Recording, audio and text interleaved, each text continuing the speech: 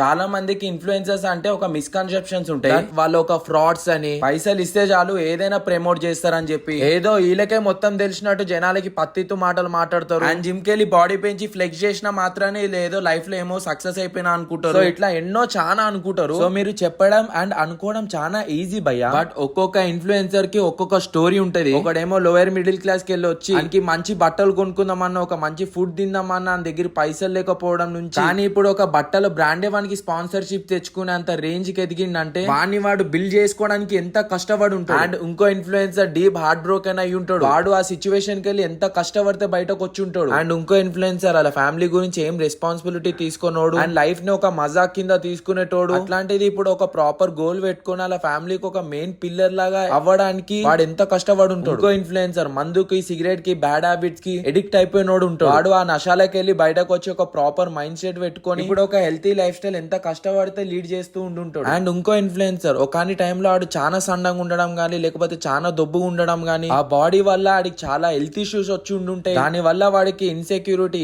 Under confidence, bullying ఇట్లాంటి ఎన్నో face చేసి ఇట్లా కాదురాబాయ్ అని చెప్పి వాడిపైన ఆడు వర్క్ చేసి ఒక ప్రాపర్ ఫిజిక్ మెయింటైన్ చేస్తుండే వాడు ఎన్ని ఛాలెంజెస్ ఫేస్ చేసి ఉంటాడు. ఇప్పుడు నేను చెప్పిన ఇన్ఫ్లుయెన్సర్స్ కి వాళ్ళు ఏమైతే ప్రాబ్లమ్ ఫేస్ చేసిరో వాళ్ళ లైఫ్ లో present most of the youngsters కి సేమ్ ప్రాబ్లమ్స్ ఉంటాయి. సో ఒక టైంలో ఆ ఇన్ఫ్లుయెన్సర్స్ కి ఎవరు చెప్పేటోళ్ళు లేరు. ఎట్లా ఆ ట్రోమాలోకి వెళ్ళి రావాలో, ఎట్లా ఆ ప్రాబ్లమ్ ని ఫేస్ చేయాలో, ఎట్లా స్టార్ట్ చేయాలో, వాడిని బిల్డ్ చేయాలో, ఎట్లా లైఫ్ లో సక్సెస్ అవ్వాలని చెప్పి ఇవన్నీ ఎవరు చెప్పేటోళ్ళు లేడు. బట్ వాళ్ళంతలో వాళ్ళే దాన్ని సక్సీడ్ చేసిరు, ఓవర్కమ్ చేసిరు. ఇక ఇన్ఫ్లుయెన్సర్ అరే నేను ఎట్లోకల్ చేసి దీనిలోకి వెళ్ళి బయటకు వచ్చిన, బట్ ఒక నార్మల్ పర్సన్ కి ఎలా వస్తాడు దానిలోకి వెళ్ళి బయటకి, నాకు ఎవడు హెల్ప్ చేయలేదు బయటకు రానికి, బట్ నేను హెల్ప్ చేయాలని చెప్పి వాడు కెమెరా ముందుకు వచ్చి వాడు వాడి లైఫ్ ని, రొటీన్ వర్క్ ని మీకు చూపించి మీకు ఒక ప్రాపర్ గైడెన్స్ ఇవ్వాలనుకుంటాడు. ఎందుకంటే ఆ ఇన్ఫ్లుయెన్సర్ ఆల్రెడీ ఆ ప్రాబ్లమ్ ని ఫేస్ చేసి వచ్చిండు. ఒక్కటి గుర్తు పెట్టుకోరు, ఇన్ఫ్లుయెన్సర్స్ ఏం దేవుళ్ళు కాదు. అండ్ ఒక నార్మల్ పీపుల్ కి వాళ్ళకి ఏంది డిఫరెన్స్ అంటే ఒకటే ఒక థింగ్, మైండ్ సెట్. అదే మైండ్ సెట్ మీకు తెప్పిద్దాం అని చెప్పి ఆ ఇన్ఫ్లుయెన్సర్